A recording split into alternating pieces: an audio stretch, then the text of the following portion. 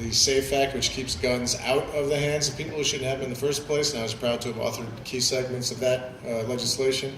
It also includes ending the cycle of the criminal justice system, and I know you are a champion of an issue that's near and dear to my heart, reforming the unfair bail system we have in the city and state, and all of those things coming together, and including the great work of NYCHA, where we talk about the roofs and the health consequences, but one thing we didn't mention is that when the roof repairs were going on, there was scaffolding all over this development, and scaffolding creates darkness, and scaffolding creates opportunities for mischief and for bad things to happen. So all of this comes together to make Queensbridge safer, and the fact that we can celebrate a full year without gun violence is amazing. I do want to acknowledge also someone who's with us who's been personally affected, who's sitting behind us here, Mr. Eric Marshall, who's the father of Jihad Marshall, who was a victim of gun violence.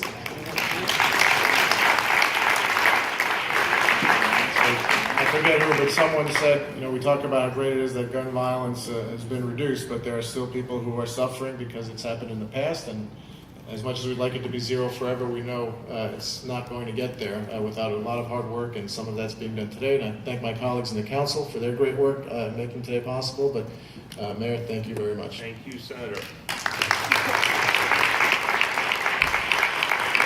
Well, the senator made the acknowledgement the councilman was going to make, and that's all good. But Eric, I want to say to you, as a father myself, I just want to say I can only imagine the pain and the loss.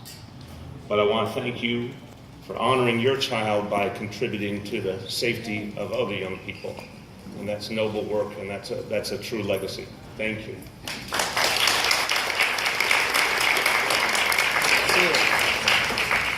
Now I'm going to take questions from the media on this topic and related topics around the Cure Violence Movement Crisis Management System, the new office, and then after that we'll take questions on all other topics.